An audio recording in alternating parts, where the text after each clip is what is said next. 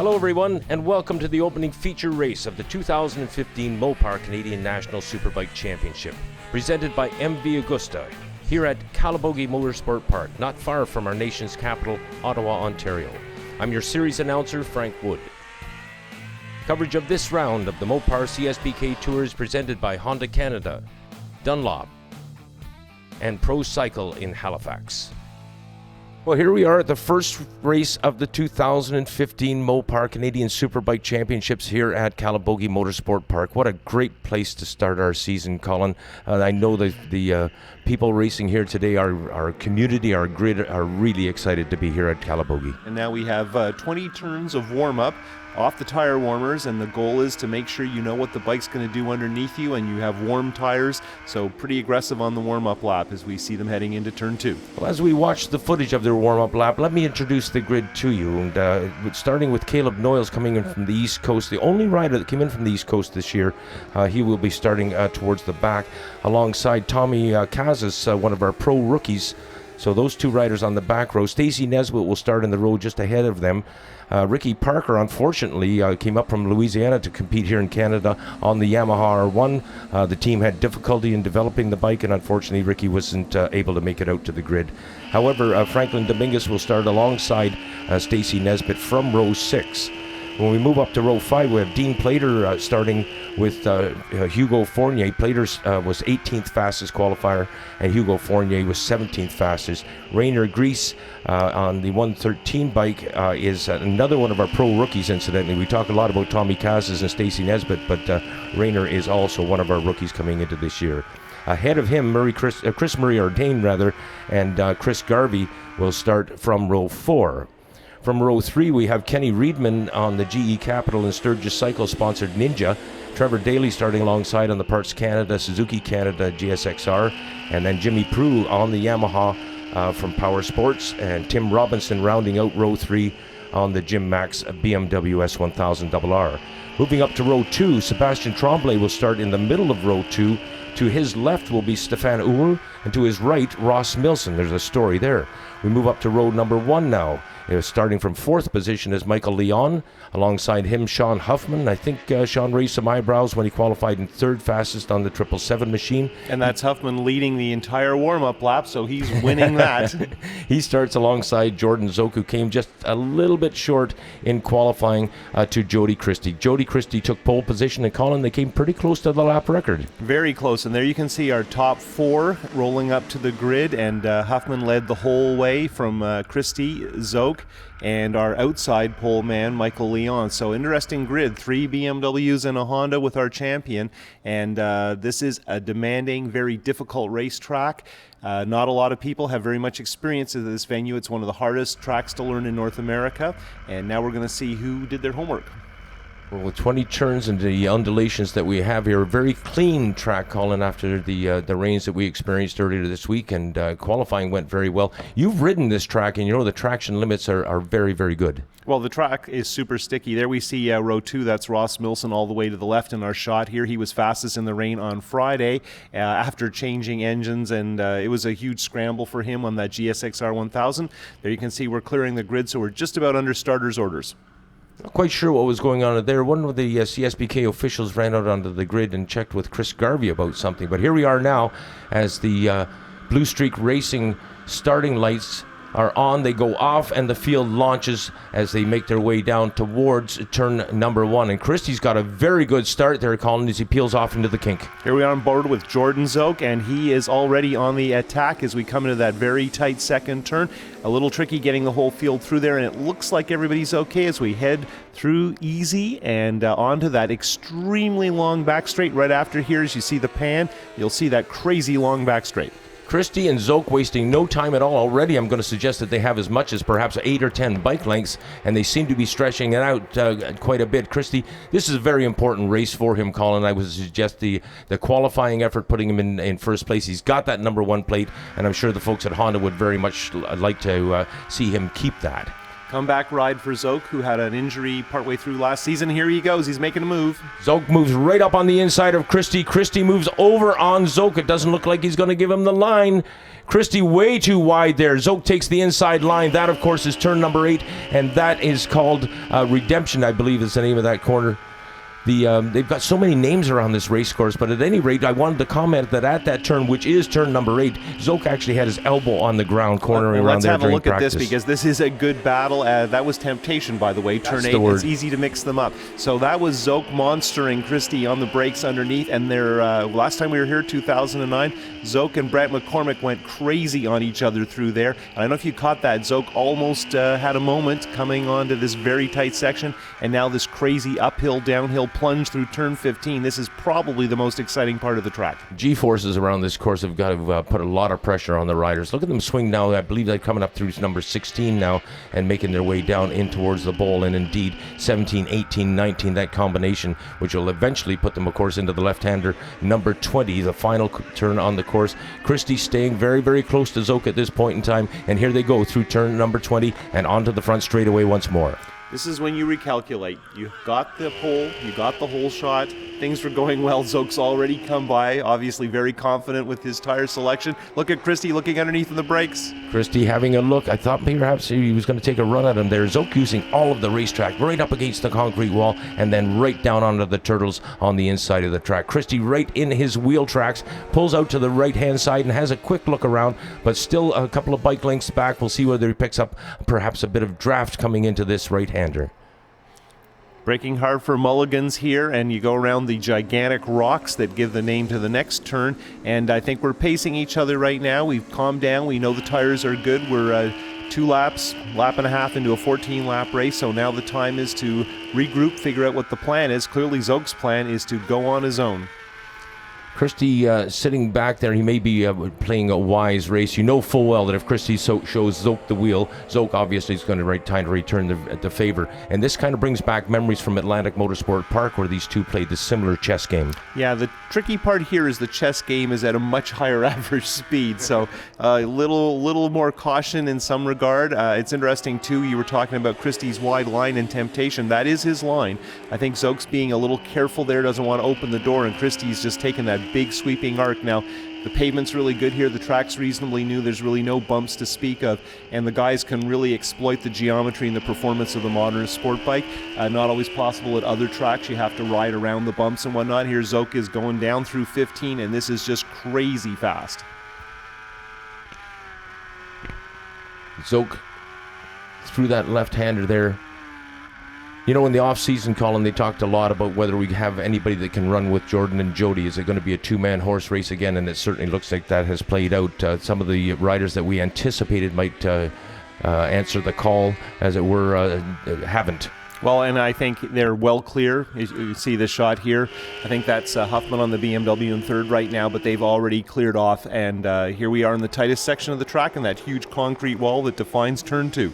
Michael Leon and Sean Huffman having a great battle back there. Actually, the three of them, and Sebastian Tremblay, the number 24 rider on the Kawasaki, always also mixed up in that. But meanwhile, the show was definitely up front, as we can see. We talked off-season also, Colin. Was the new Honda 1000 SP going to be equal to the new BMW? Interesting question. It would appear that both teams, Zoke's team with the new BMW and Christie's team with the new Honda, have made equal steps. I think they are faster than they were last year, but weirdly enough, they seem to have both gained about the same amount of performance. Question, of course, is electronics, and we're never going to know all the answers in terms of what they've chosen with setups, although I think you have some good tire information. Zoke appears to be pulling away, Colin, a little bit. In fact, I'm going to give him a couple of bike lengths distance from what we saw last lap around. I believe he's starting to go on a ride, and Christie had best get his head down if he wishes to stay with the 9-time former champion. Here we are through Crown and Brow, heading for the Beak, and this is the most fun, the most technical section. Very, very disciplined here, and as you can see, Zoke is hustling big time. Really tight here, and then you have to hit the apex just right here and launch yourself onto the straight. Of course, any corner that leads to a straight is crucial to line it up and be smooth. Here you are diving down into turn 15, and this is a spectacular part of the racetrack. Excellent viewing area as well. Just as they come up over 16 there, now he's making his way down into what I've been referring as the bowl, that old gravel pit down there. And you can just see at the ridge of that hill that there are hundreds of spectators standing up in that area. There you can see them off to the right-hand corner of the screen as Zoke brings it through 19 and now onto corner number 20 and up onto the front straight. Has corner number 20 got a name at this racetrack too, Colin? Wilson's. It is called Wilson's. Here we are with Zoke on board into turn 1. Very fast turn, and then you really have to jam on the brakes down through this section, and Christie has definitely faded back a little bit, and I haven't seen Jordan look yet, and you can see a little twitch from his bike there, which is a little surprising, that much slide, because normally the traction control would look after that. So I think Zoke has dialed it down a bit. Not only is Christie fading, but he also at that couple of turns back there was using up every little bit of the race course, including the concrete bumper at the corner at the outside. So it just could be that Mr. Zoke is putting on a lesson for young Jody. We'd anticipated a closer race than this after the qualifying effort that Jody put in. Well, I don't think you can anticipate a much closer race than this, Frank. I mean, Zoke seems to be comfortable leading, but Christie's keeping him honest for the time being, and it's a relatively long race compared to most of our national Superbike rounds, and I think Christie has caught up a bit. Yeah, but you're right. I think they're feeling each other out. I think it's early days. Nobody really knows. And there we are on board with Christie, and of course the wide-angle lens makes him look further back, so they're still pretty close together as we come down the hill into brow, beak, throat, and hook. Those are corners. Yes, I realize that. I prefer to go by numbers, to be honest with you. They got so many names around here, and it's something I think. Correct me if I err, but I think it's something that we've seen in Great Britain in the past, and these people seem to have adopted it. Well, I always loved the corner Devil's Elbow, and obviously the guy who designed this track likes those sorts of names too. He was a Brit, so he's been to those venues. Alan Wilson, the track designer, I think. Absolutely, and there we are with Zoke going through the corner called 4 left, because there's, of course, 3 more turns after that one. I'm not kidding. It is just a very slight kink, but yeah, you're absolutely right. A little bit of humor in that one. Zoke with a 20-25 bike length lead there coming out on the front straightaway. They seem to be playing the accordion thing. Christie is able to close up in certain portions of the race course, particularly around corner number 8. And then Zoke is able to pull away, seemingly at will. I don't know exactly what's going on. I guess there are strengths and weaknesses, and you don't know what's going through the riders' heads. Christie doesn't look panicked, and he has caught up a little bit in this particular sequence. Exactly. So it's hard to tell. I still feel like they're filling each other out, but what's important to me here is that Zoke is comfortable leading. He took the lead almost immediately with a pretty bold move on the opening lap, and he's, as we've watched from on board with Christie, Zoke looks comfortable, and he's pushing pretty hard but not crazy as we head up onto the second long straight, and there are several of them. This is fabulous footage. You feel like you're right on the bike. You feel like you're riding pillion behind Jordan Zoke heading into this left-hander. Zoke gets his knee down and maybe his elbow? Not quite. Well, I think that is the spot where he did it, and it's interesting there to watch Zoke on the relatively conservative line and Christie using all the track, and of course this is a venue where using all the track is a practical choice. Now this is my favorite section here coming down the hill, and you got apex after apex, and you got to get the timing right in everything. If you make a mistake in one little part of one of these turns, it screws up the next several turns. So a lot of discipline, but really fun when you get it right.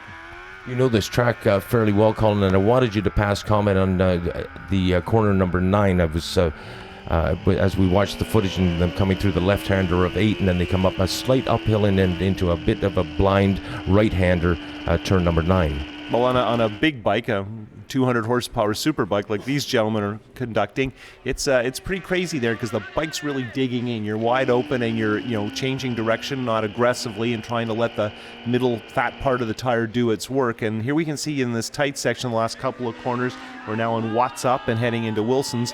Christie is closer than he's been probably in 3 or 4 laps. Quite so, way closer than he was last lap around. I think he's getting a good run down the straightaway now. We'll see whether he can close up as they head into Kink and then down into the Jacques Gilles deal, where the 2 corners, 2 and 3, named after the Villeneuve father and son who excelled so well in car racing. I don't know what happened there, but Jordan was just a little careful between those 2 sections of track, as if maybe he was adjusting something. So I I'm not sure what's going on, but I think Zoke's doing a little bit of tuning on his motorcycle. I was wondering if perhaps he was teasing him, like, come on, if you want to take the lead, get in front of me, but you're not going to stay there very long. I got the feeling he was making an adjustment, and he hasn't looked back. Obviously, his pit board tells him what's going on. He knows that Christie is right there. But again, Zoke does not look like he's under any stress. He's not uncomfortable leading, and of course, he hasn't been in a Superbike race for almost a year. And likewise, Christie doesn't seem to be stressed at all. He seems to be calm, cool, and collected, pacing himself, sitting back there, waiting for his opportunity. And again, I reflect back to the footage that we remember from Atlantic Motorsport Park, where Christie played that game and made a dramatic pass on the very last turn to take his second Superbike win at that track, in the second of his career. And Jordan Zoke just brushed one of the apex cones. He was really going hard over the top of Deliverance there, and actually got it with his knee. So that gives you an idea of the commitment. And it looks to me like Zoke has picked the pace back up again. So he may be trying to scrub Christie off. Maybe he adjusted his traction control or did something with the electronics of the bike, and now he, to me, looks like he's pushing harder again. Well, in behind these two riders, there's a titanic battle going on for third spot, but we're going to keep an eye on these two because this is where the race is at. Christie's now closing really good going into 17. And the 18 combination there, Christie, I think he's got something happening here, Colin, as they come up the hill into 20. Watch for it. No, but Zoke pulls away again. This is frustrating. Well, I think Christie was breaking into that section going into Quarry 1. That was his hope, to do something on the brakes, so he's maybe starting to wonder where the pass is, and a little wide there, carrying some speed, and Zoke is not using necessarily all the track here, but his line through this tight section is very good, and there he's back to using the whole track. It was this section a lap ago where I thought Zoke was a little preoccupied, but Christie is really close. Oh, is he ever? I think he's got something in mind. Now up this back straight there and picking up high speed. Christie down trying to tuck in. He got Zoke pulled away very slightly there, and he got away from the draft, and Christie closes up on brakes. Heading through Mulligan's Big Rock and onto Candy Mountain. There's a big tree you aim through to get you over the top of this hill and lead you. There's Zoke heading onto the second longest straight, or the second long straight, I suppose, and this is probably his strongest point right through here, and Christie is following him. Christie's on him. Perfect. He's on him. Watch for something to happen here on the exit. Christie around the outside. Will he line him up through 9? Doesn't seem to be happening. Patiently waiting, then he falls back 5-6 bike lengths, and again moving right in behind Zoke. He's teasing us, Colin. He's coming so close. I keep waiting for him to make a move. I think surely he's not going to sit back for the entire 13 and a half laps and then pull it out as they head down into the quarry. Well, Christie may have determined that Zoke and he are going at pretty much the same pace, and that anything more might be a bit of a risk, so he's going to wait and see what happens with the tires.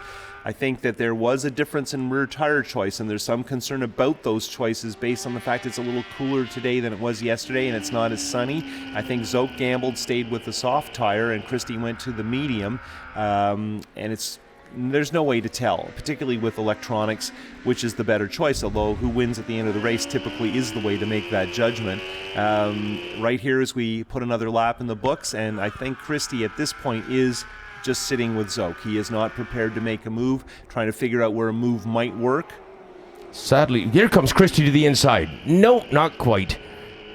So gently closing the door, moving over to the inside apex there, and Christie with nowhere to go but to sit back and watch once more. Christie swings to the outside, but again, no attempt at passing. And sadly, not another motorcycle in sight. This is truly a two-horse race. Yeah, and we were wondering what the pack would look like if anyone could reach up and challenge.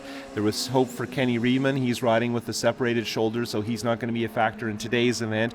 There was hope for Trevor Daly, who's had all kinds of problems going into this event. So at this moment, arguably the strongest people are several established privateers, some of them on new BMWs, and I think we got to mention Sebastian Tremblay on his Kawasaki is doing really, really well. But of course, the eyes are primarily on these two who are super dominant at this point. Nobody from the field last year was able to stay with him, and certainly that's happening again here in the 2015 season. And if I might, Colin, I know we past commented about it before, but I don't think we could have picked a better... See the front end on Zoke's bike there. I don't think we could have picked a better venue to start our 2015 Mopar Canadian Superbike Championship Series. And this particular event itself is brought to us by MV Augusta. Well, this is a terrific track, and it is unique really in Canada, but in a way it's not a good place to start because it's one of the hardest tracks to deal with and learn, and we had rain on Friday, so the guys have really struggled to get the track time, many of them with new motorcycles. So things have gone well, and the pace has been impressive, and wow, Christy is on top of Zoke. Let's talk tires once more. Christy around the outside. He's getting ready to do something here. I wanted to talk about tires because Christy chose the medium tire, and that tire may just perform a little bit better in the late stages of this race. That's what he's gambling on, and he is definitely having a look at Zoke, but there is no easy pass. Now watch as we go into this section, very fast turn 1, and then braking hard into 2. Zoke leaves the door open, or at least he has so far. He doesn't cut down, blocking Christy, so that to me says that Zoke isn't particularly frightened, that he thinks his pace is there, and Jody is going to have to work really. Wow. Here comes, Christy almost into the back end of Zoke. Wow, he took a stab at him there. Now, a cynic would argue that Christy is starting to work on his timing for the inevitable pass, and that's what the last couple of maneuvers have looked like. Maybe he doesn't want to pass. Look at how close he is again. He can practice here if there's, well, he's maybe a little bit wide. That last stab almost seemed futile. I wondered, it was one of those things, why did he do that? He's working on his timing. He's thinking about where to pass, and it's not going to be easy. Zoke is looking really confident. He's not looking behind him. He doesn't look in the least bit stressed out about this. Zoke has opened up his line in this particular turn where Christy maybe had a little speed. A pass would be hard. And as I mentioned, the sequence we just completed, Zoke and Brett McCormick went at it like crazy through there in 2009. Some unbelievably good racing in the National Tour. That was our last visit to Calabogie Motorsport Park, as a matter of fact. Zoke won there. Both Sportbike Christy takes another stab at him. And you got to remember, this is a wide-angle lens. When the bike gets that big, it's practically on top of Zoke's BMW. What a thrilling race to see Christy that close to him now after falling back, and trailing from quite some distance. But for him to close up like that makes it tremendously exciting for the fans. That shot on board with Christy when he was close to Zoke coming out a hook. Zoke's bike was working the suspension and the tire was really going, and I wonder what's going on with his electronics, because that is not typical. He seems to be handling it. Of course, no one has more experience with motorcycles without electronic aids than Jordan Zoke. You know, he rode some pretty crazy motorcycles in the 90s, but I really wonder what's going on with Zoke's electronics, because that bike is looks like it's a little bit of work. Christy's motorcycle, as though it's on rails. I haven't seen any flitching or anything at all. We did notice a bit of a flick in the front end of Jordan's bike a couple of laps back. I wondered what was happening there. That may have been caused by electronics. Here comes Christy right up on the back wheel again. Oh boy. Christy definitely has the line and the speed there, but I just don't know how you're going to convert that into a pass. In this section of the track at the end of a long straight, he's working the draft, but it doesn't look like he has enough to slipstream. At least he hasn't ever pulled out as if he thinks that's an option. He has a wider line through here, which I think he's hoping gives him a speed advantage down this straight we're heading onto right now towards Temptation, but Zoke is so good in Temptation. Let's watch how Zoke handles it. Does he go in early, or does he take the wide Christy line? Into Temptation they go, and he's going on the wide Christy line. Christy has a look to the inside, but Zoke gently closing the door on that one, and then up over the hill in 9, and then tucked down on the straightaway. Up into the wind once more, right knee down onto the ground, hand firmly on the throttle. Christy continues to pace. I think he's playing a chess game, Colin. I think he's just waiting and waiting and waiting, and he's not going to do anything until, like I commented earlier, the 13th and half lap. Well, I like the chess game analogy. I really like watching Zoke through here, and a little easier on the tire that time. Got a really good drive. But the question is there a move, right? He's looked at lots of things. We see a couple of spots where he seems to have an advantage, but I don't see a pass coming from that. This would be a section where, in theory, the move could work. There's enough room and there's enough speed differentiation. A couple of laps ago, he had a crack at this one to me to try the timing. That particular time, nothing special. He's, 3 or 4 bike lengths back, so he's close enough to challenge. And there you see Zoke stepping it out at the apex, and that is a little unusual. Yeah, most unusual. But he got a perfectly good drive. Good work by Zoke, who seems to be dealing with some kind of issue, but not enough to distract him in terms of his confidence. There again, you saw it coming out of the kink there as they come into turn number 1 or 2 rather. And let's watch Christie, because this is where he's just gobbled up Zoke the last couple of laps. Swings in. The right-hander looks like he's got something planned here, but again, Zoke yanks out some distance between the two of them. And they're going to be into lap traffic, obviously, pretty soon, as our camera picked up one of our slower riders towards the back of the pack, and that may work to Christie's advantage. No way to tell with lap traffic, and of course what you hope is you hit them one at a time, not racing each other in packs, because that's even more difficult.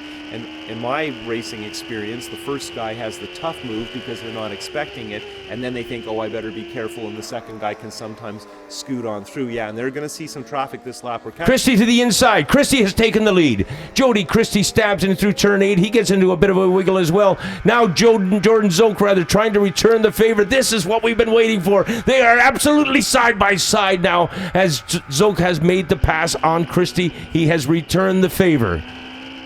Crazy out of Deliverance there. Great trip up and down the hill. Now we're into the tight section heading for some traffic, and that was out of the Brett McCormick Jordan Zoke playbook, and everybody's been waiting to see that. That was awesome. Do it again, Jody. Here he comes. It looks like he's going to do just that. The camera caught me out on that one. Christie staying behind, and again, the analogy of the chess game, he's shown him his stuff. He's shown Zoke that he can make the pass. Let's watch for this traffic. They've got to be close as they come down through 15. They're coming up on Stacy Nesbitt, and I think that Rainier Grease, it is, as a matter of fact, a 113 rider out of Madoc, Ontario. He's one of the Stacy made the move on her pass, and now they're coming up. They've got one. Christie getting cleanly past Grease. Those are two of our pro rookie contenders this year. Stacy Nesbitt on the 316 machine. Zoke and Christie clearly passed. 2 laps to go, Frank. Holy cow, how fast this race has gone. So credit to Stacy Nesbitt and Grease, really, if they've been able to maintain enough pace that it took these guys 12 laps to catch them. I guess that's notable. Christie's still there, ready to pounce again. We're getting late in this race, and we talked about tires. Perhaps Christie's got that tire advantage. The Dunlop slicks.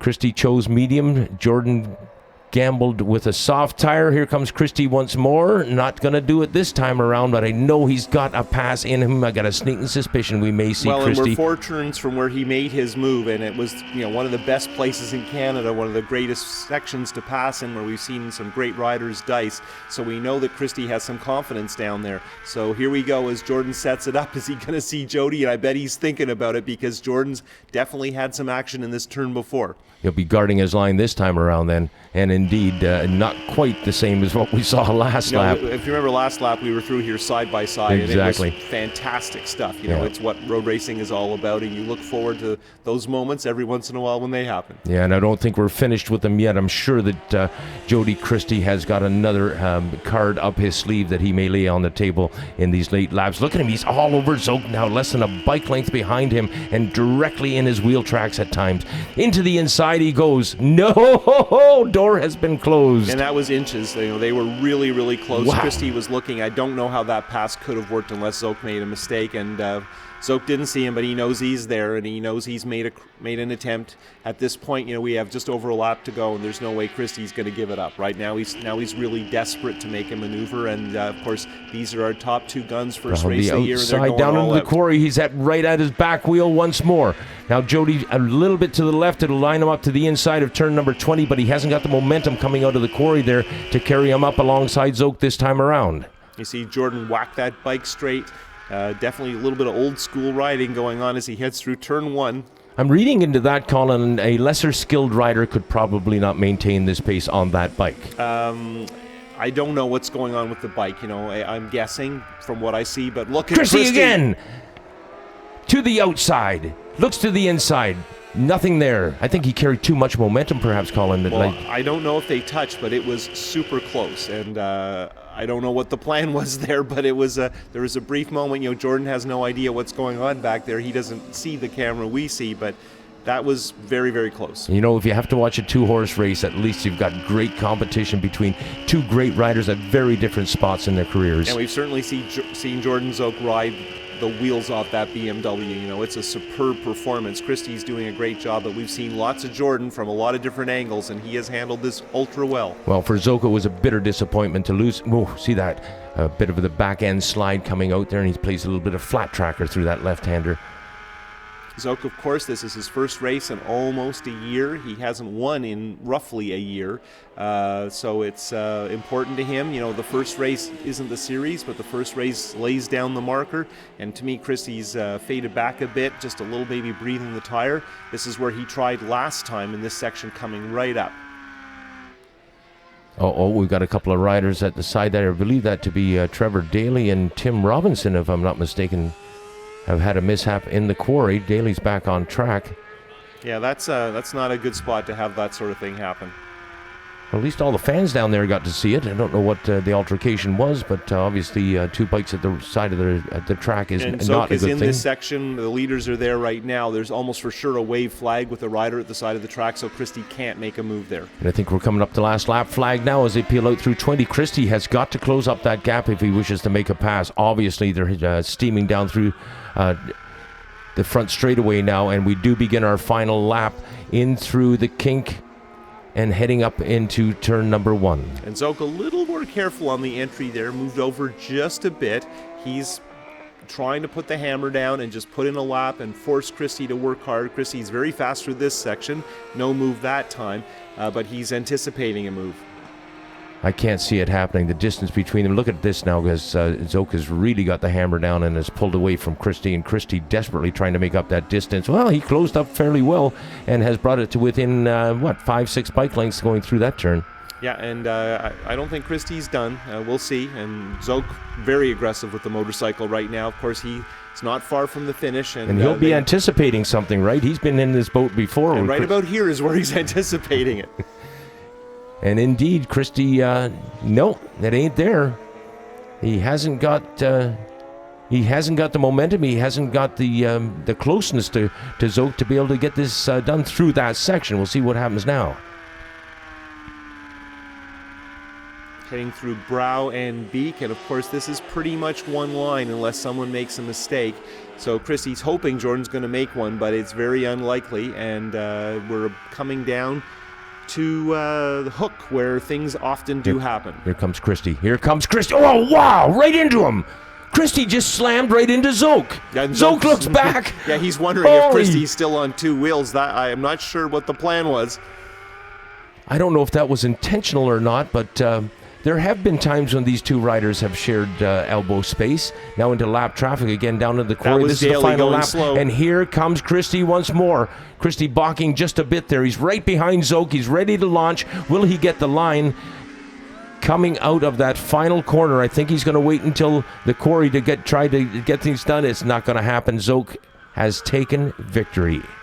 And I think that's his 44th national championship race win in Superbike, if I'm not mistaken. And there's the thumbs up from Zoke, and I think he's trying to figure out what happened, because he would have felt the bump, and I don't know. I think it was just a miscue by Christie, but thank goodness, because that could have put both of them on the ground. That was nice to see them shaking hands on that, Colin, because I know there's been a couple of times when they've had very, very close finishes where Zoke in particular at Atlantic Motorsport Park refused to raise his hand off the bars at the end of the race. This time around, congratulating Christie on a good try.